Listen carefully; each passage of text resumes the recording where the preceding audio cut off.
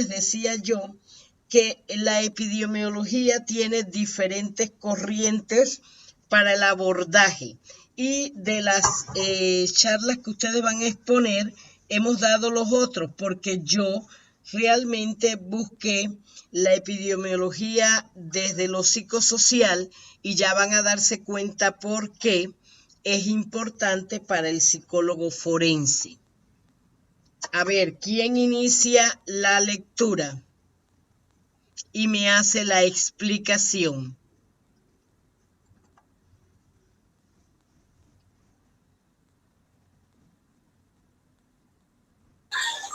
La epidemiología social se define como es el estudio de las condiciones sociales y de cómo éstas influyen y determinan la situación sanitaria de las poblaciones, siendo este un tema relevante y de interés para la salud pública. Okay. Considero que, bueno, que la epidemiología social busca atender las diferentes cuestiones de salud en la población en general, o sea, no de manera individual, como anteriormente lo habíamos visto en la clase anterior, que antes se creía o se estudiaba de manera individual a los individuos enfermos o a las personas enfermas, pero no, esta viene a estudiar desde el enfoque social en general y de los grupos, ¿no? Ok. Y mira la importancia. ¿Qué hacemos?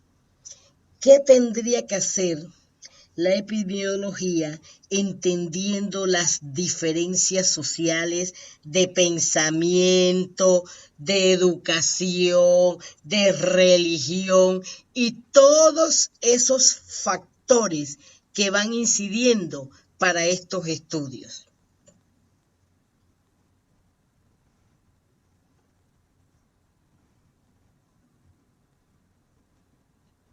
¿Estamos?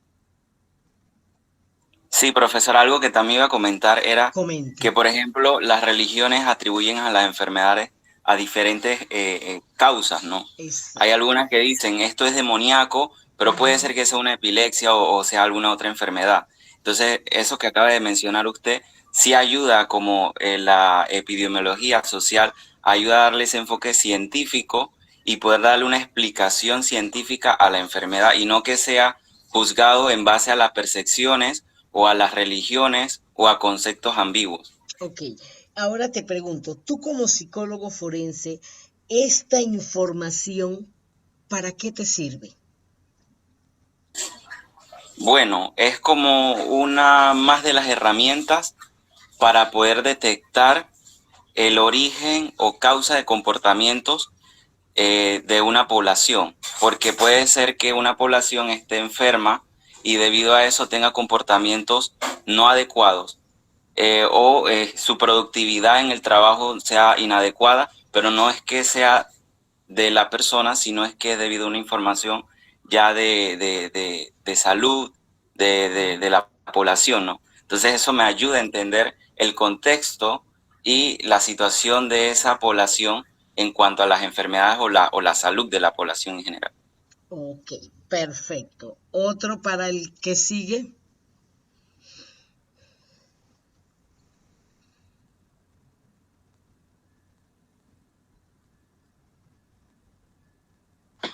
El marco psicosocial dirige la atención hacia las respuestas conductuales y biológicas endógenas a las interacciones humanas. La posibilidad de dañar la salud que entraña el estrés psicológico que es generado por circunstancias desesperadas, tareas insuperables o la falta de apoyo social. Ok, ¿cómo lo interpretas?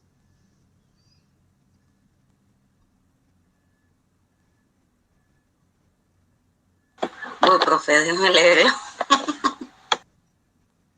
Mira, piensa en lo que acaba de surgir en cuanto a la responsabilidad que dábamos nosotros de la tarea. ¿Se produjo o no se produjo un estrés? Entendiendo el concepto de estrés. El marco psicosocial dirige la atención hacia las respuestas conductuales y biológicas endógenas a las interacciones humanas. Cómo nuestros aprendizajes previos en la actuación inmediata al exterior pueden ser consideradas las respuestas que ya tenemos por experiencias previas y cómo el individuo puede dañar su salud a la situación. ¿Se me escuchó? ¿No se me escuchó? Yo quería el primer tema, pero ahora tengo que coger el tercer tema. El grupo no me dio el espacio. Miren todas esas cosas y cómo entra el epidemiólogo a estudiar esta situación con los factores. Por eso se dice que este tema era el que debemos manejar los psicólogos forenses para poder, porque ¿qué es lo que nosotros vamos a ver? Respuestas ¿qué? Conductuales y ¿qué más? ¿Qué más vemos?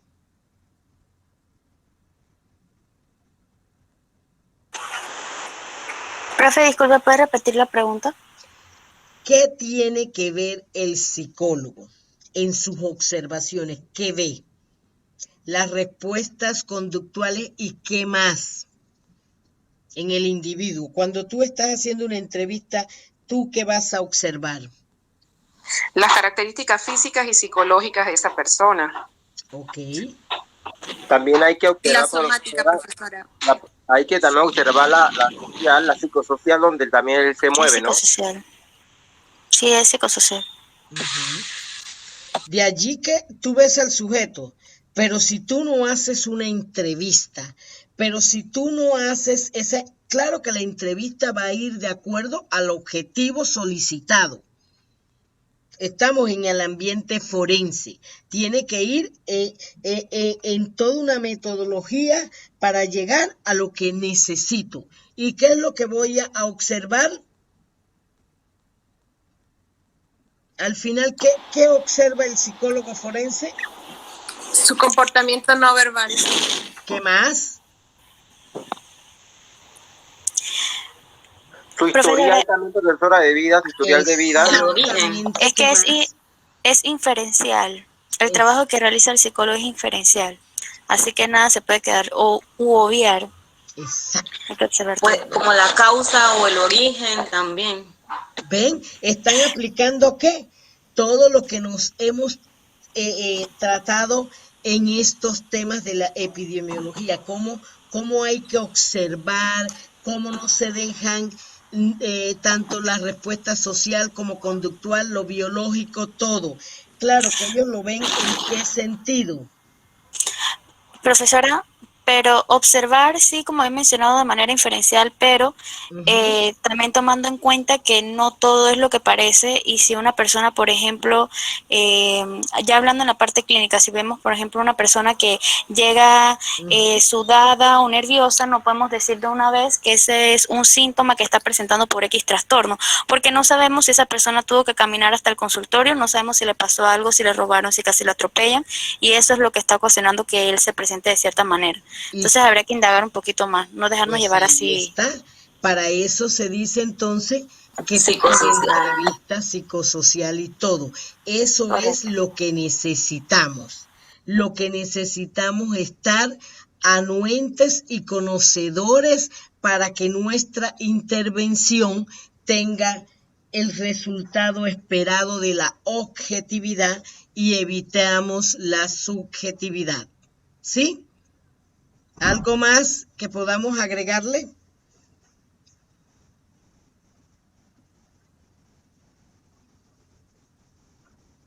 ¿Alguien más quiere aportar?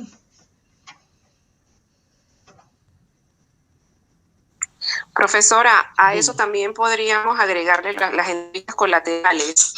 Ok. Explícate un poquito más. En medicina legal, las entrevistas colaterales no necesariamente tienen que ver con la víctima en sí, sino con familiares cercanos a ella, que tienen alguna algún vínculo directo o indirecto con la persona. Exactamente. Exactamente. Ven todas las aristas que vamos en la experiencia tomando en cuenta para hacer ¿qué? Un diagnóstico, un peritaje, ¿verdad? Por ejemplo, miren, acá en niñez y adolescencia, nosotros no solo vemos a los familiares, también vamos a las escuelas. También vamos al expediente, a saber las evaluaciones previas que se han realizado. También vamos a la parte de las actividades, a donde dice que si el chico está, por ejemplo, en un curso de natación y tiene cuántos, qué sé yo, un tiempo X en la natación, nosotros también nos podemos dirigir a ese instructor para que nos diga qué ha observado. También el seguimiento en los centros de salud, o sea, en niñez y adolescencia, normalmente el magistrado te pone en la evaluación y todo lo que usted considere. Es decir, porque él lo deja de esa manera para poder dar el espacio de todo eso que acaba de decir la colega, que podemos ver a colaterales, porque si en la historia él me dice que él está, que el abuelo es un apoyo, que el abuelo está pendiente, ¿qué puedo decir? Voy a buscar al abuelo, voy a citar al abuelo para ver qué otra información me da del individuo y me ayuda a hacer un diagnóstico más objetivo y con mayor riqueza de información. Porque como dijo la compañera, todo en psicología forense, todo debe ser verificable. ¿Estamos? El que no está de acuerdo me dice. La próxima. Factores estresantes sociales crónicos. Profa, voy yo acá, pues vamos a ver.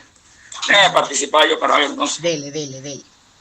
Muy bien. Factores estresantes sociales crónicos. Alteran la susceptibilidad del huésped o se vuelven directamente patógenos al afectar a la función neuroendocrina. Provocan comportamientos nocivos para la salud, consumo de sustancias psicoactivas, alimentación, relaciones sexuales, etcétera, ¿no? Por eso, mire, yo entiendo esto. Tú sabes que a veces los problemas sociales, vamos a suponer el trabajo que uno tenga, situaciones que se dan ahora mismo como la enfermedad esta que está azotando al mundo, la falta de trabajo, afectan al individuo, lo estresan, provocando que esta persona, claro, reaccione, ¿no? Usted sabe que el sistema endocrino es el que reacciona, ¿no? Directamente como el sistema nervioso central. Entonces, esto provoca estos comportamientos nocivos, como ese segundo cuadro. Las personas se vuelven agresivas, llenan espacio, incluso en la familia. Vamos a poner un individuo que se ha dejado con la esposa, etcétera, otros problemas más. Esta persona tratan de llenar esos espacios, profa. Así es. Con cualquier cuestión de droga, puede ser el alcoholismo, e incluso hay personas que cuando están bien estresadas le dan por comer mucho, la alimentación, y consumen alimentos malos que llevan a la obesidad, todo debido a los estreses sociales crónicos. E incluso también lo sexual, todo esto incrementa al individuo los problemas. Yo, profa, yo le voy a decir una cosa muy en lo personal.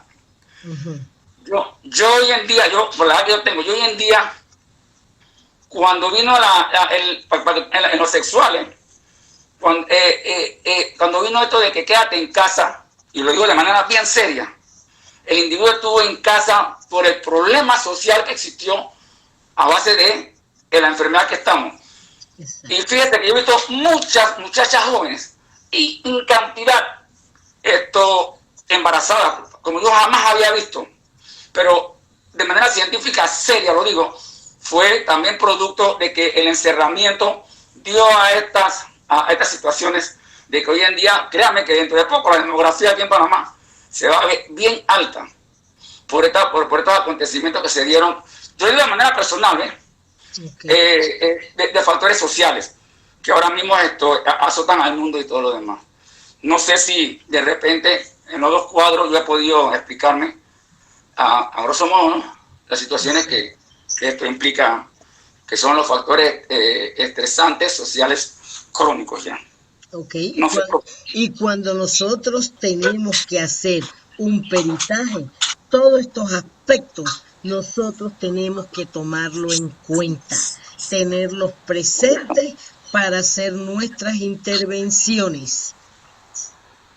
Sí, profesora, en este tema de los factores estresantes sociales crónicos, igualmente es interesante entender cómo es la dinámica de interpretación, o sea, de cómo la interpretación del individuo hacia el entorno. Y lo digo por el hecho de que hace algún tiempo evaluaba una chica de 17 años a la cual había fallecido su mamá, y sus familiares más cercanos la referían porque decían que ella no había llorado a su mamá, porque la chica se mantuvo tranquila, no lloró durante el velorio ni durante la celebración de la ofición de la misa y todo esto, para lo que era el sepelio, todo, ella estuvo tranquila. Entonces ellos decían que ella estaba mal, todos sus familiares decían que ella estaba mal porque no había llorado, no había hecho todo este tema de duelo fuerte como suele ser común en la mayoría de las personas, más por la muerte de una madre.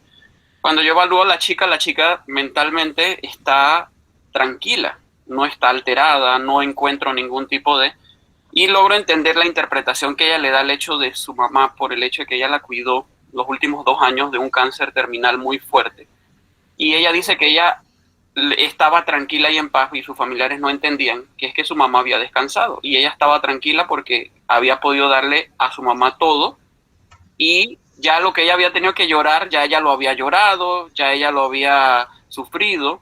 Entonces toda su familia estaba llena de dolor mientras que ella estaba llena de tranquilidad. O sea que en este sentido, lo que puede ser un estresante crónico para un individuo posiblemente no lo sea para otro. O sea, son cuestiones que también son tan interesantes en el tema de la dinámica de interpretación que tiene el individuo de su entorno, y cómo ellos visualizan todo esto. Y la chica, pues, ya su duelo ya lo había hecho con el tema de la enfermedad con su mamá desde mucho antes. O sea, que ella ya se había preparado para ese momento. Ella decía que su mamá estaba descansando porque la había visto sufrir mucho. Entonces, es cuestión también de entender la dinámica que tiene, en ese caso mentalmente, de la interpretación que le dan. Así es. Y mira la importancia de nosotros despojarnos de nuestros estereotipos, que es el individuo, es poder en esa entrevista buscar esa información y tener esos elementos que te ayudan a dar ese diagnóstico. No era lo que la familia como lo planteaba. Allí tú estás viendo que los recursos con los que tiene el individuo para afrontar situaciones. Y es una verdad.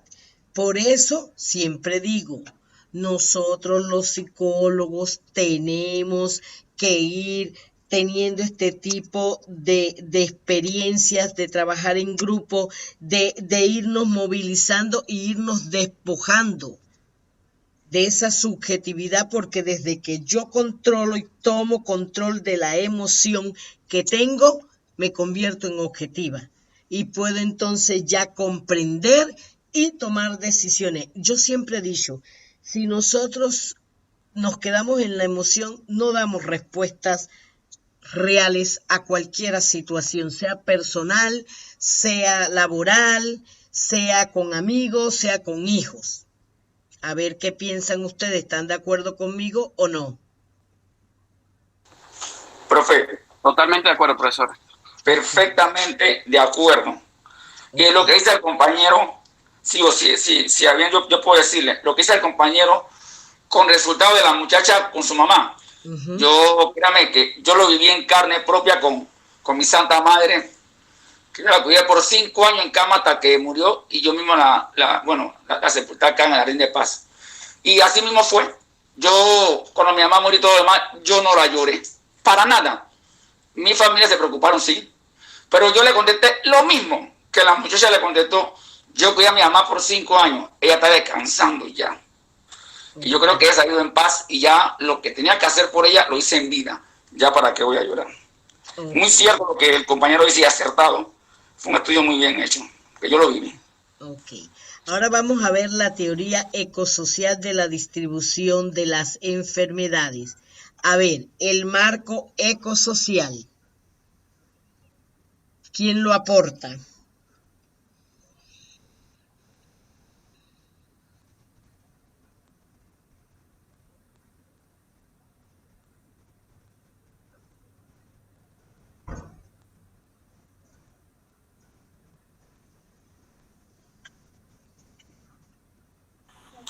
El marco ecosocial pretende integrar la teoría sociológica y biológica, además de una perspectiva dinámica, histórica y ecológica, para obtener nuevos conocimientos acerca de los factores determinantes de la distribución de las enfermedades en la población y el efecto de las desigualdades sociales sobre la salud. Ok.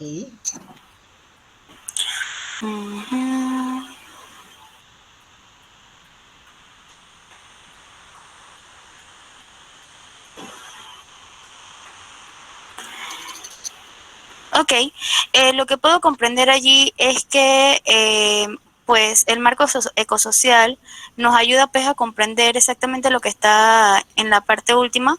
Habla sobre las desigualdades sociales sobre la salud y cómo en nuestro entorno nos puede influenciar los factores determinantes que estarían pues dando como resultado la calidad de vida de las personas en cuanto a su salud. Exacto. Así mismo. Perfecto. Y ven cómo vamos trayendo el tema y volvemos a todo que hay diferentes perspectivas. Profe, Diga. yo por lo menos espérese que se me fue ahí bien, se me fue la presentación. Bueno, aquí, yo por lo menos ahí quiero hacer un énfasis, profesora, de que es bien importante este marco ecosocial, por lo menos pensando en lo que estamos viviendo hoy en día, el tema de la pandemia, cómo hay una pandemia, cómo hay ya identificada de dónde sale y se le da un nombre. Pero después entonces ya entra al marco ecosocial, entendiendo que había, por lo menos aquí en Panamá, una gran población que no tenía agua. Y por ende, el efecto de las desigualdades sociales hacia esa población iba a afectar más su salud, entendiendo de que la misma pandemia llevaba de que tenía que haber un lavado de manos y otros tipos de actividades. Entonces yo pienso de que por ahí se puede ir marcando la parte de la ecosocial, como también lo dijo el compañero con el tema del uso de sustancias. Hay países donde cuentan con centros de intervención en prevención del uso de sustancias, pero en comunidades donde no hay, entonces ahí se marca bastante la parte del ecosocial. Así. Gracias. Perfecto, así mismo. ¿Quién me lee esta pregunta?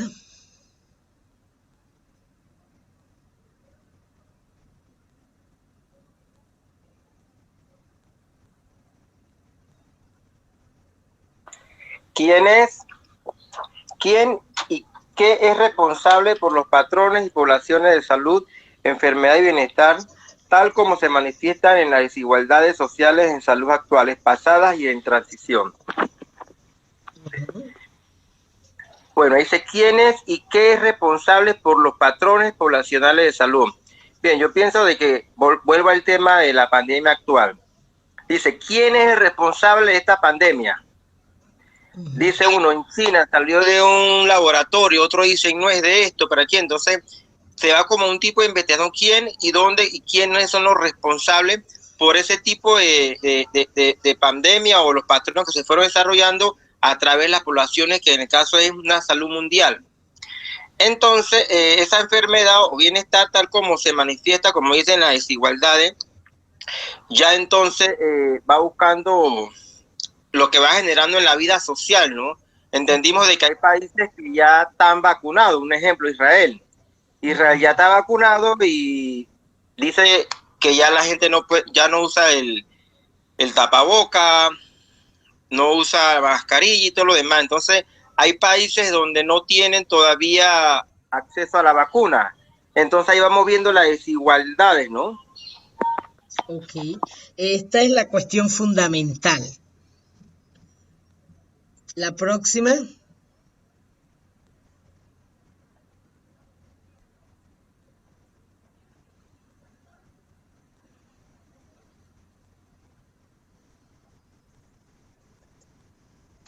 ¿Qué dice la próxima?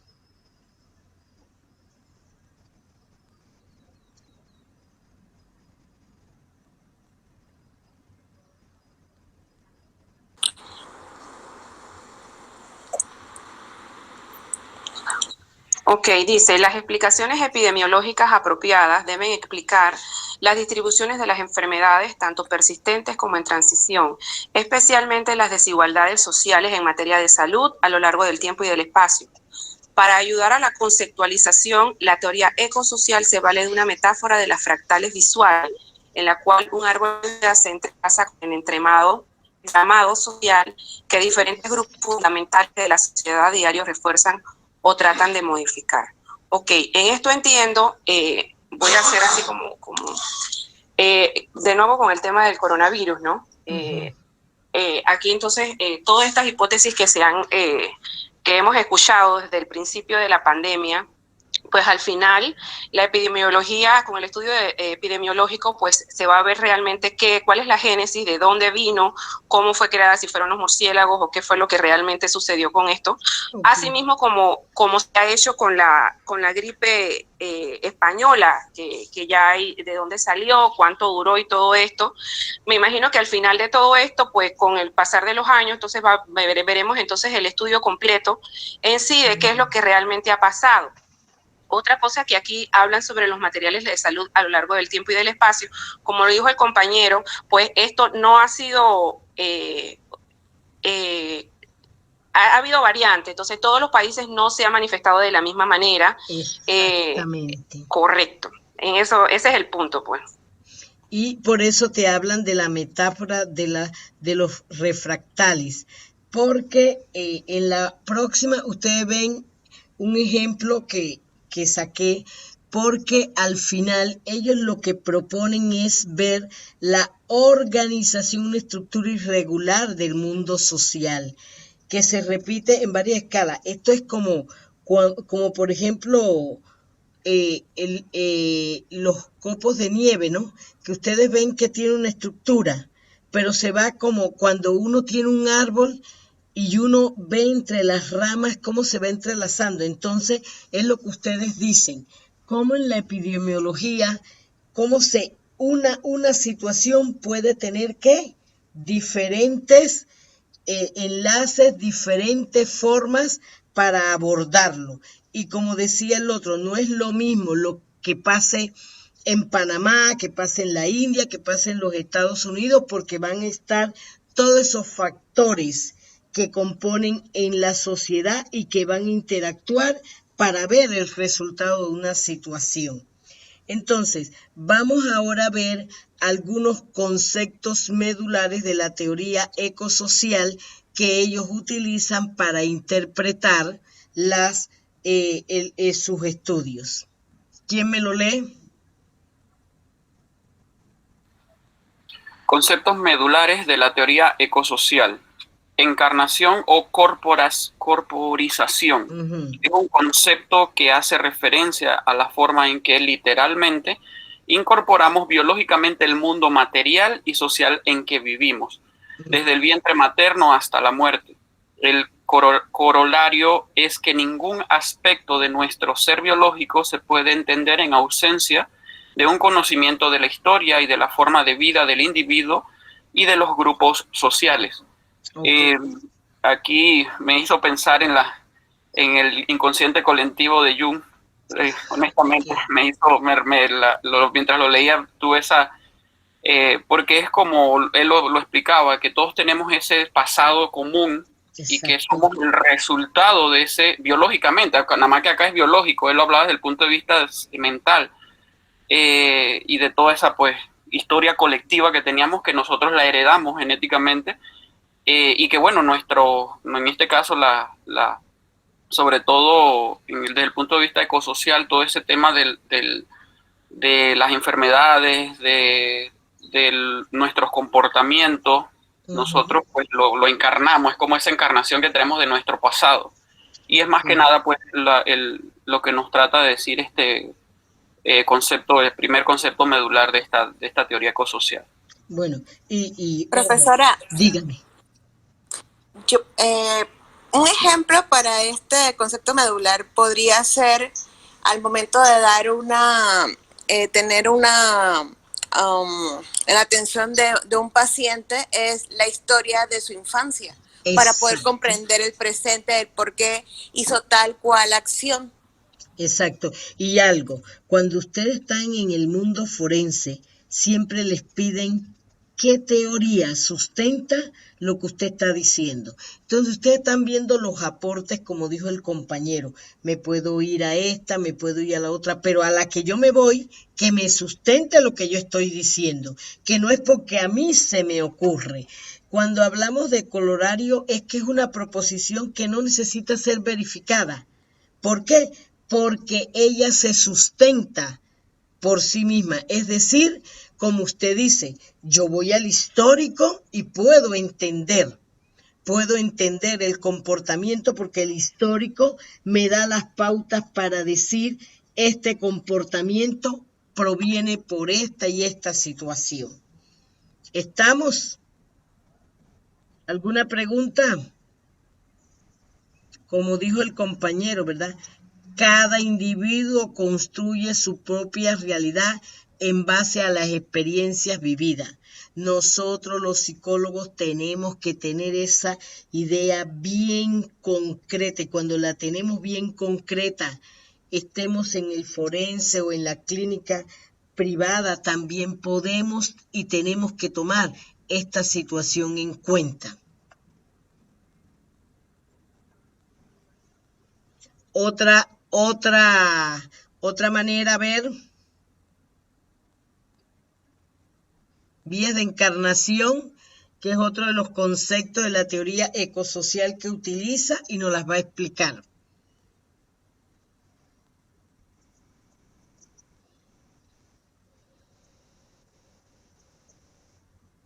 ¿Quién lo aporta?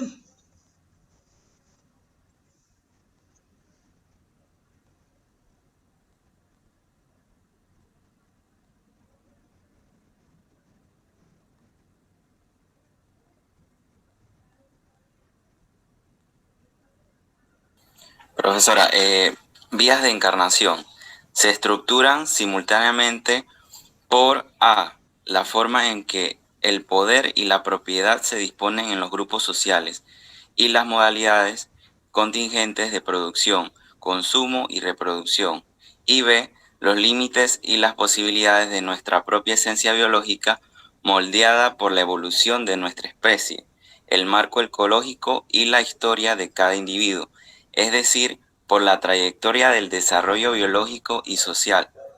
Y algo interesante aquí es que a medida que el ser humano evoluciona, no solamente evoluciona su comportamiento, sino su biología. Y bueno, poniendo énfasis en que actualmente está el virus, al ponerse la vacuna, obviamente hay una evolución también en cuanto a la resistencia a la enfermedad. Y vamos a decir que en un futuro vamos a tener una inmunología diferente, ¿no?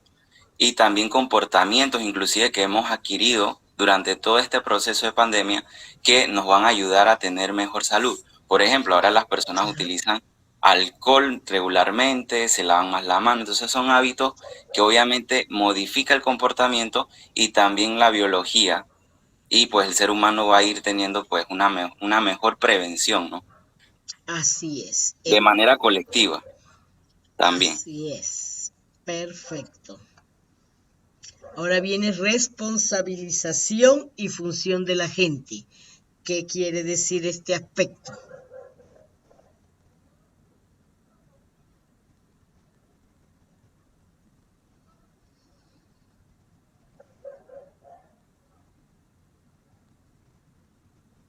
Profe. Dígame. Porque mire, yo lo veo No te estamos escuchando. A ver.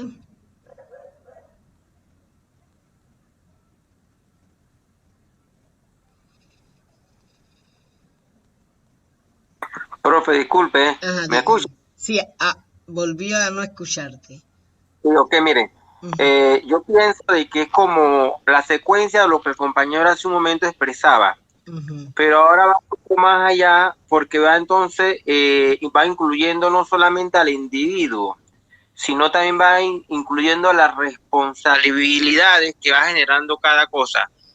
Pongo el ejemplo, el trabajo infantil. Okay. El trabajo infantil es algo que venía porque los padres pequeños llevaban a sus niños al campo y ese niño crecía y lo hacían, ¿no?, igualmente con su otro hijo y tantas cosas, ¿no? Pero ¿qué sucede? Que fue, según los diferentes estudios que se iban dando cuenta, había niños que no tenían acceso a la educación. Eso entonces conlleva de que se cree todo un programa del Estado, pero ¿con quién? Con las empresas, los sindicatos, la sociedad, para entonces por un bien común, que sería la erradicación del trabajo infantil.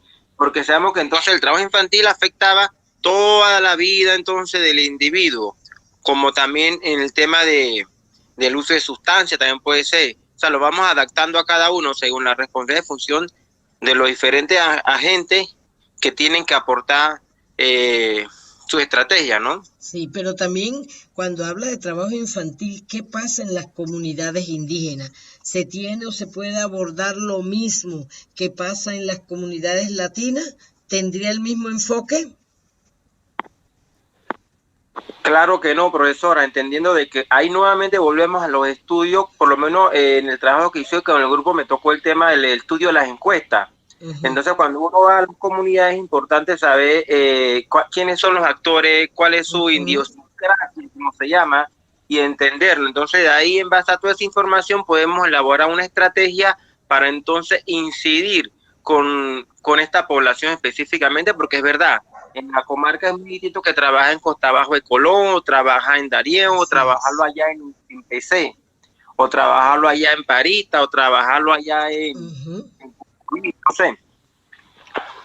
Exactamente. Bien, el próximo. ¿Qué dice la Organización Mundial de la Salud en cuanto al concepto de enfermedad?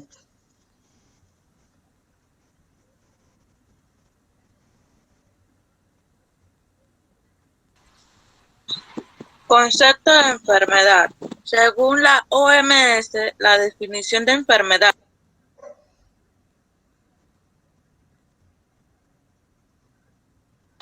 No se te escucha, compañera.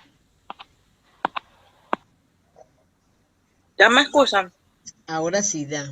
A ver. Concepto de enfermedad. Según la OMS, la definición de enfermedad es la de alteración o desviación del estado fisiológico en una o varias partes del cuerpo, por causas en general conocidas, manifestada por síntomas y signos característicos y cuya evolución es más o menos previsible.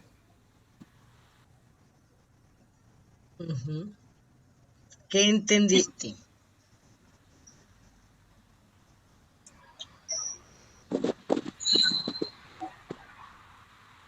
Según mi interpretación a lo leído, la enfermedad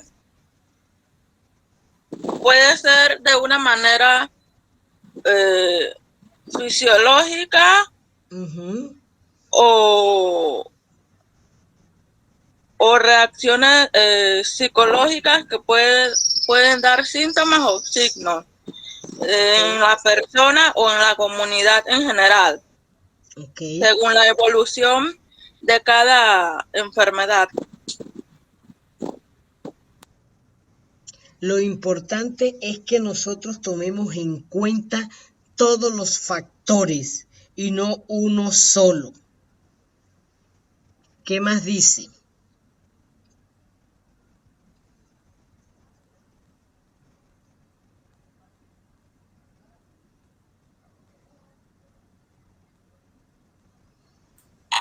la actualidad no existe un consenso para definir el concepto de salud, que ha pasado desde el primario de ausencia de enfermedad hasta el emitido por la Organización Mundial de la Salud, que la concibe como el pleno bienestar físico, mental y social del individuo. Los romanos hablaban de salud como condición física y mental, mens sana in corpore sano. Bueno, es sin duda pues ver al individuo no como un ente solamente fisiológico, que era lo que se trataba en la antigüedad o en un principio, sino verlo como un ser integral, pues que integra propiamente lo que es lo físico, mental y lo social. Y bueno, yo siempre he dicho, a opinión personal, que debemos incluir la parte espiritual. O sea, que en este, viéndolo no como religiosidad, sino como espiritualidad, que tenemos que tener claro que son conceptos muy distintos, religiosidad y espiritualidad.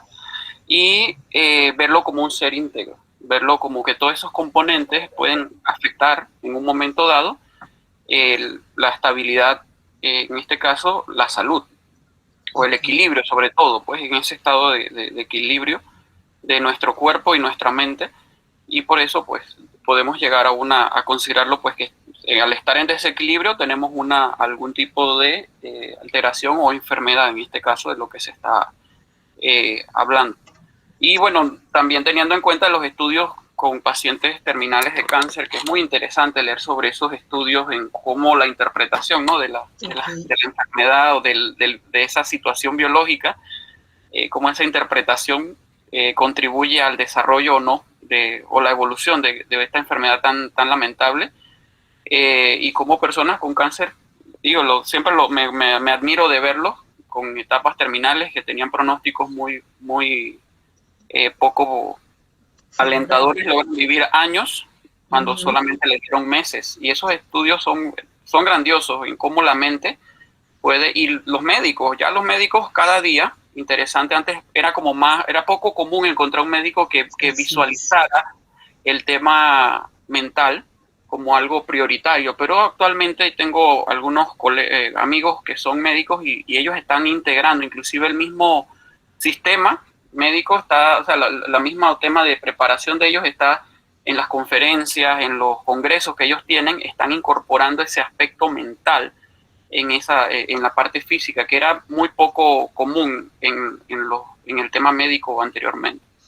Exactamente, la importancia de nuestra profesión se va a ver.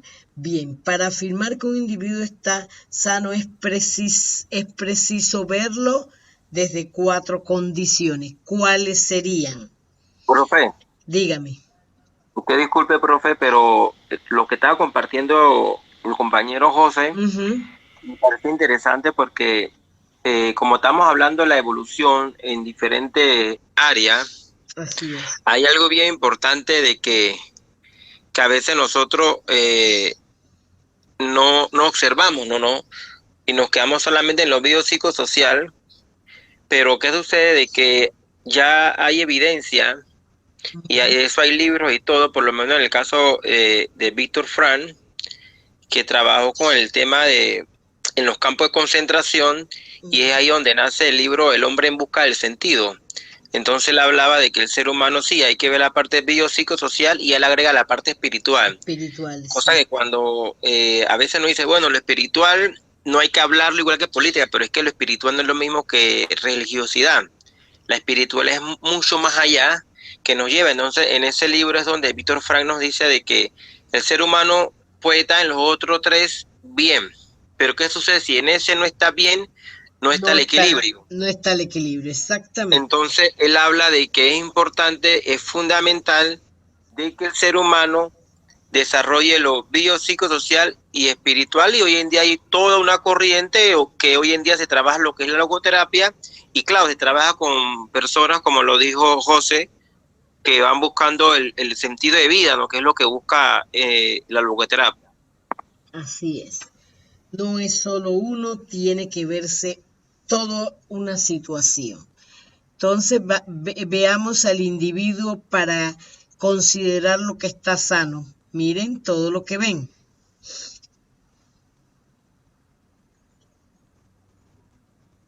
¿Quién lo aporta?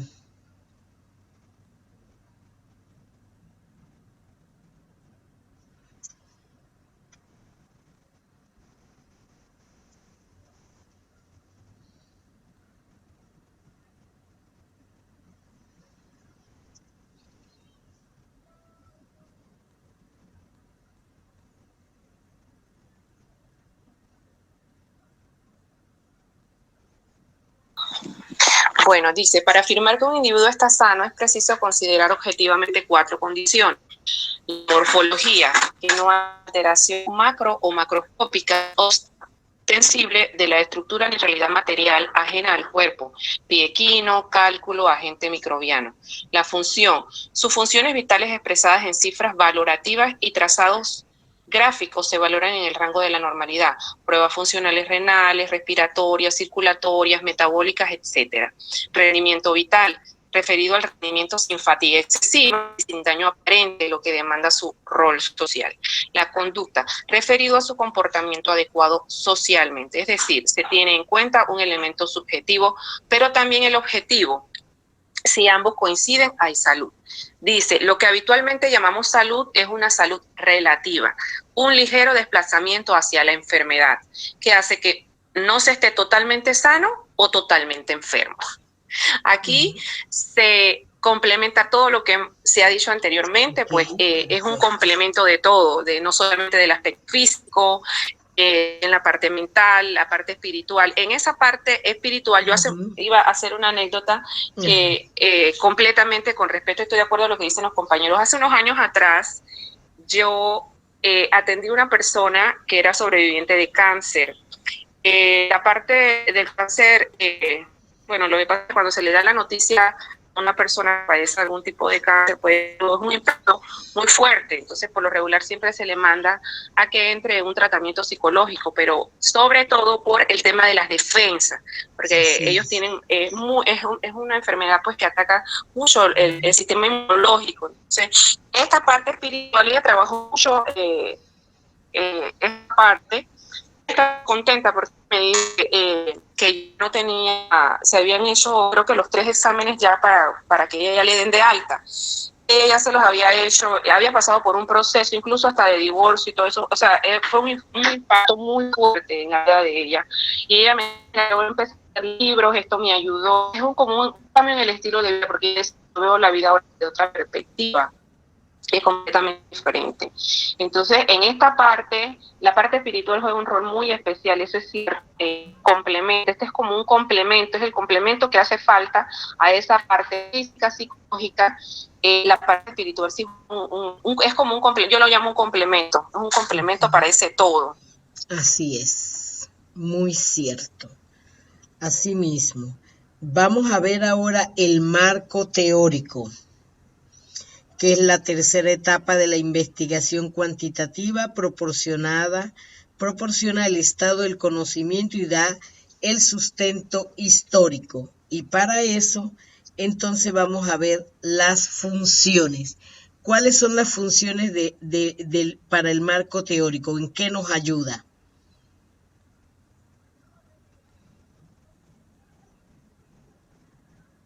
Asimismo, cuando nosotros tenemos una situación, buscamos un marco teórico de referencia para poder, ¿qué?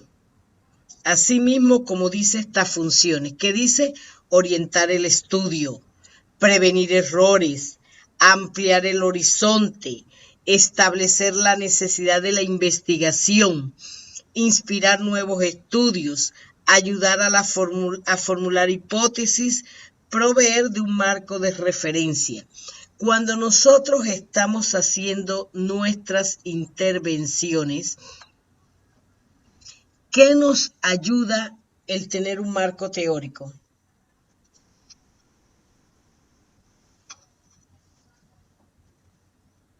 Nos ayuda a estructurar mejor.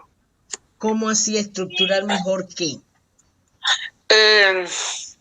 Dependiendo de cuál es el objetivo de nuestra investigación. Entonces, de esa manera nosotros podemos estructurar o sea, que no se nos quede nada por fuera de nuestro objetivo. ¿Como cuáles?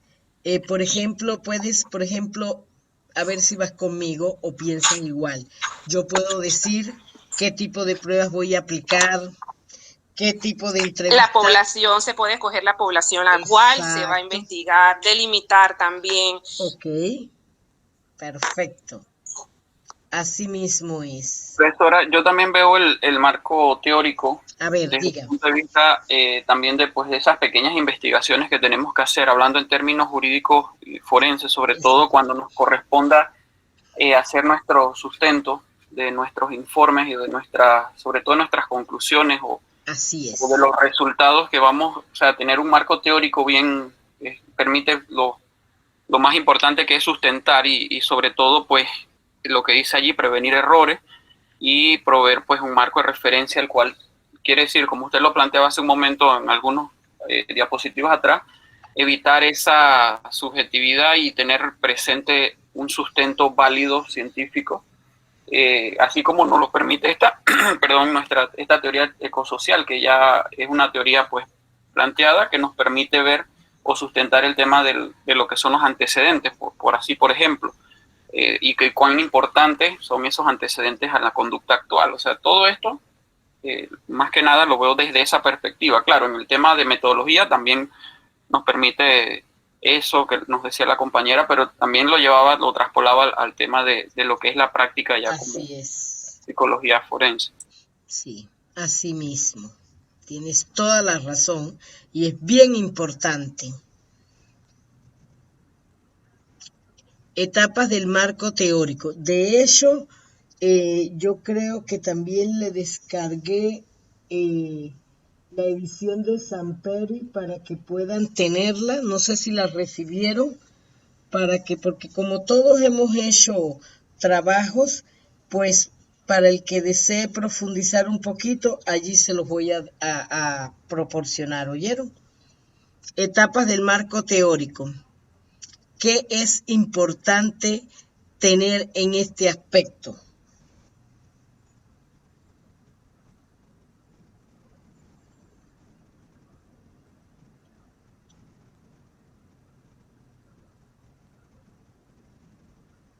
Como decía el compañero anterior, ¿cómo yo lo voy a extrapolar a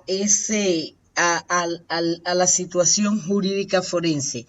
¿Cómo traigo las etapas de la investigación para el marco jurídico forense?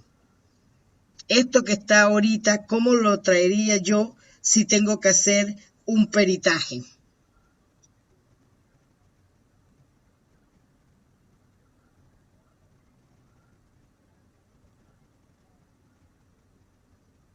A ver.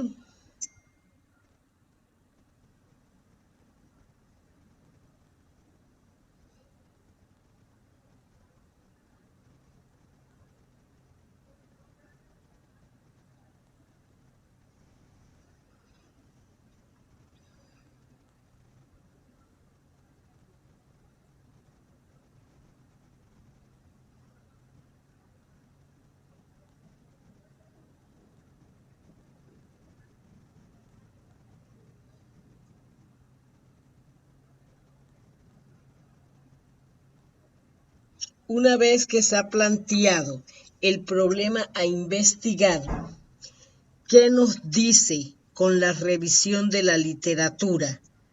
Esto es de vital importancia. Yo siempre he dicho que cuando uno ha hecho de verdad una revisión bibliográfica a profundidad, tú inmediatamente tienes todo un marco referencial para el problema que vas a investigar. ¿Están de acuerdo o no?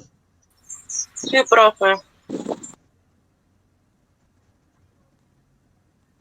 Bien, ahí yo le puse el esquema para que vieran el desarrollo desde la perspectiva teórica y ya está ahí puesto para ustedes el libro y todo como yo lo decía, por eso yo lo paso rapidito. Entonces, en el marco metodológico, el cual define el uso de métodos y técnicas, instrumentos, estrategias y procedimientos a utilizar en el estudio que se desarrolla. Yo lo estoy tratando de que ustedes lo vean desde el peritaje, como ustedes cuando les envían a un sujeto, como ustedes inmediatamente van utilizando los pasos metodológicos, porque inclusive en el peritaje ustedes tienen que escribir y sustentar todo lo que han hecho y por qué lo han hecho y de dónde lo han hecho. Y la verdad, en mi experiencia muy personal, cuando uno va escribiendo antes de llegar al diagnóstico todos estos pasos realizados, miren si está bien ubicado, la entrevista, qué tipo de entrevista hice, semiestructurada, la fecha, a quiénes se lo hice, las pruebas aplicadas, que sustentan cada una de ellas. La verdad es que poco va a ser lo que les van a preguntar. No sé si lo... Profesora, dígame. un aporte. Cuando vamos a decir que tenemos una problemática, vamos entonces a ver qué tipo de problema es, y según qué tipo de problema es, vamos a utilizar una metodología adecuada para poder recopilar la información necesaria. Porque, por ejemplo, no es lo mismo, por ejemplo, una problemática nueva que no se conoce a una problemática que ya tiene años, que se ha evaluado innumerables veces. Entonces, vamos a utilizar una metodología, vamos a decir, de entrevistas, o vamos a decir de estudios de caso, para aquellas problemáticas que son un poco más nuevas y que se necesita profundizar, se necesita recopilar información. Pero podemos utilizar para una problemática que ya sea antigua, por ejemplo, qué sé yo, estrés laboral, podemos utilizar un instrumento que sea cuantitativo, ¿no? Y de esta manera, pues, poder darle forma a la metodología, y entonces, según sea la problemática, ¿no? Así mismo, exactamente. Así es.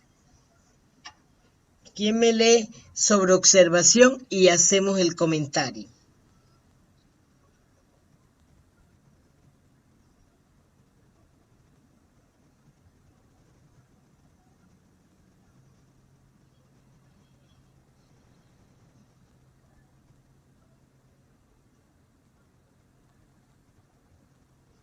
Y yo estoy tratando de que lo traigan al peritaje, para que vean ustedes que todo esto de lo que estudiamos para una metodología de la investigación en el campo que la vayamos a hacer, también necesitamos hacer todos los procedimientos que hacemos para un peritaje. ¿Cómo lo podemos traer esa experiencia a como lo aportó hace poquito el compañero? La necesidad de saber si lo que estamos a estudiar ya fue investigado y qué aportes le da y cómo sustenta nuestro peritaje.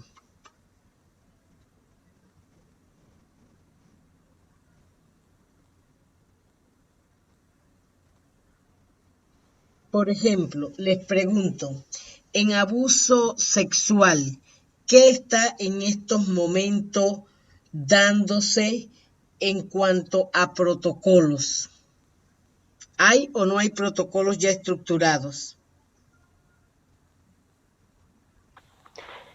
Por lo menos va a depender, profesora, quién sea la institución que le corresponde hacer la intervención. Perfecto. Entonces, dependiendo de esa institución, así entonces tienen que aplicar lo que es su protocolo, ¿no? Pero sí hay algunos protocolos que se tienen, por lo menos en el caso de las escuelas, hay unos manuales, hay unos protocolos que tienen que aplicar los docentes si ven algún tipo de sospecha que un niño o una niña está siendo víctima, ¿no? Igualmente los médicos. Así es. Hay un compañero que dice que trabaja con CONAPRED, ¿verdad? ¿Qué están viendo en CONAPRED en cuanto a problemas de droga? Bueno, pero o sea, no Conapredes. Ah, en Conapredes, ya. Pero sí conozco de Conapred porque me he especializado en el tema de sustancias. Okay. Y bueno, Conapred de igual forma es una institución que está formada por diferentes instituciones del Estado, solamente que ahí hay una Secretaría Técnica Administrativa que es la que tiene que llevar adelante las políticas públicas en el tema referente al uso de sustancias. Entiendo que sustancias muchas cosas, ¿no? Pero también hay diferentes uso de pruebas que se aplican, por lo menos el Audish es uno que utiliza la Organización Mundial de la Salud y es bastante bien considerado, ¿no? Ok. Y la que está en víctimas con relación a violencia doméstica, ¿qué nos puede aportar? Bueno, profesora, acá en la Unidad de Protección a Víctimas no hay un protocolo específico para la utilización o un manual específico para la atención de víctimas de violencia doméstica. Para las entrevistas en cámara GESEL, porque nosotros utilizamos las cámaras GESEL, en delitos sexuales sí utilizamos el protocolo de Michigan, el de NICH y el de SATAC, pero sobre todo utilizamos el de Michigan para hacer la elaboración de las entrevistas psicológicas en cámara GESEL. ¿Y cómo les ha ido cuando están sustentando en las audiencias? ¿Los cuestionan mucho? ¿Cómo lo abordan? No nos cuestionan. Hemos hecho docencia, porque la implementación del uso de la cámara GESEL a nivel nacional ha sido todo un tema como tabú, porque acuérdense que el Ministerio Público, los que mandan son los fiscales. Así que ellos son los que nos dicen a nosotros qué función es la que quieren qué intervención quieren que nosotros hagamos en la unidad. Entonces, la mayoría de ellos ni sabía que era una cámara GESEL. Todavía se da sensibilización porque siempre hay rotación de personal que vienen de otras fiscalías y los ponen como fiscales, entonces ellos no saben. Que hacer todo un tema de sensibilización de por qué se usa. El procurador hace un par de años ya, el que estaba en turno, la procuradora Kenia, mandó a que todos los niños víctimas de abuso sexual fueran evacuados en cámaras GESEL. Y ha sido todo un tema de debate porque, no tema de debate, sino lo que pasa es que la mayoría de los fiscales no conocían el uso. Así que ha sido un tema de sensibilización más que nada. Perfecto. Gracias por aportar y para que todos conozcan, porque... Profe, dígame. Y quiero añadir a lo que la compañera dijo, que hace un trabajo muy importante, muy fundamental para la vida de esos niños y niñas que son víctimas de personas adultas que conscientemente lo han hecho y también nada más llegan hasta una fase. Después de ahí les corresponde a las otras instituciones seguir ese procedimiento, ese acompañamiento, ¿no? Pero sí hacen un trabajo muy, muy, muy especial todos los días y 24/7. Mientras que nosotros dormimos, ellos están ahí. Gracias, Rodolfo, porque tú conoces bien eso, porque él trabajó conmigo. Yo conozco a Roberto hace un par de años que se le pidió el apoyo a Conapredes y yo empecé hace unos años también en Conapredes. Trabajé también un par de meses allí con el tema de delitos sexuales también. Y sí, nosotros trabajamos 24 horas al día, 365 días al año. Así es. Así es. Y la verdad que hay que entender y, como dicen ustedes, irse especializando en cada área, porque lo que yo he visto es que cada institución va estableciendo su procedimiento. Nosotros, la experiencia acá en el Tribunal Superior de Niñez y Adolescencia, pues es el magistrado, porque nosotros somos en segunda instancia, nos envía una solicitud para un caso determinado. Y primero nosotros tenemos que entender y estar bien claro en cuanto a los procedimientos legales, cuándo se desfija, cuándo es que podemos intervenir, cuál es el espacio. Tenemos que saber cuál es el tiempo, porque algunas veces ellos determinan en qué tiempo quieren la evaluación. Te ponen el tiempo, lo quiero en 5 días, lo quiero en 15 días, lo quiero en 6 días. Entonces, eso también afecta, pues, porque cómo lo localizamos, cómo hacemos todo esto, si, por ejemplo, hay que visitar a las escuelas, cómo pedir el transporte, o sea, es toda una dinámica diferente. Cada institución tiene un procedimiento diferente. Y la verdad es que si pudiera uno hacer, y ustedes que están tan cerca uno de los otros, poder hacer ese intercambio de esas experiencias que se han tenido, la verdad que ayudaría mucho a todos los psicólogos forenses que se están especializando en las áreas y que puedan entender cómo cada engranaje va pidiendo la actuación del psicólogo y tiene, como dijo la compañera, ¿no? Depende mucho de los fiscales, de lo que determine. Pues acá nosotros tenemos todo un procedimiento y tenemos hasta un reglamento interno que fue aprobado por el órgano judicial y que nos ha ayudado muchas veces para poder sustentarlo. Y en estos momentos, pues, el consentimiento informado que nosotros lo estamos utilizando. Esta semana una compañera, dos padres que están en conflicto por una guardacrianza, dijo: yo no me voy a evaluar, no necesito evaluación. Bueno, señor, no hay problema, usted firme y diga y ya, se lo mandamos al magistrado. En otros momentos, las personas que llegan van con la idea: bueno, ya esto está determinado por el juez, así que yo tengo que cumplir porque si no, no me van a dar respuesta. Entonces son muy pocas veces los sujetos que te llegan en esta postura, pero se está viendo porque normalmente ellos vienen con la idea: no, mi abogado está y me va a defender, entonces no tengo que hacer. Todas esas cosas se están viendo hoy en día. No sé qué dicen los compañeros del Ministerio Público. Bueno, profesora, yo tengo un aporte. El uso del consentimiento informado es obligatorio para todos los profesionales del área de los que quieran practicar en el área de psicología forense. Con el Ministerio Público, tanto la defensa, yo estuve en una audiencia de, no era anticipo, era una cámara con que estábamos todos allí, y el abogado era de Colón, recuerdo, y el abogado está muy bien informado, y lo primero que el abogado preguntó a las partes con el juez es que él quería ver el consentimiento informado de ese menor. Si no, él iba a hacer una suspensión de la audiencia porque no se habían cumplido con todos los requerimientos, y aparte era un derecho, porque realmente es un derecho.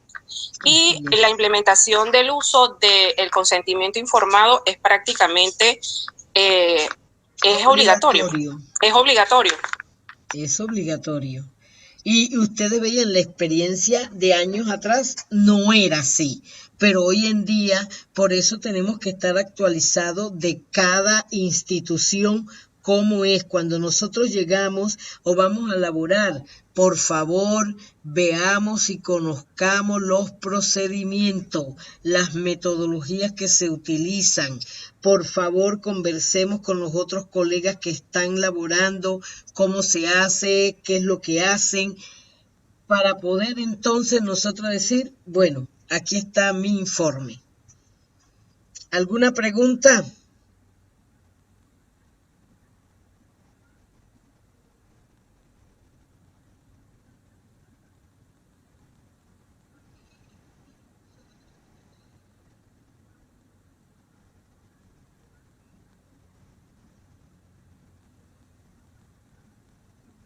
Este fue el PowerPoint que yo les preparé. Definitivamente es un estímulo para seguir profundizando. Tenemos que esmerarnos por entender que nuestros informes tienen que llevar todo un procedimiento y una sustentación para cuando estemos realizando un peritaje.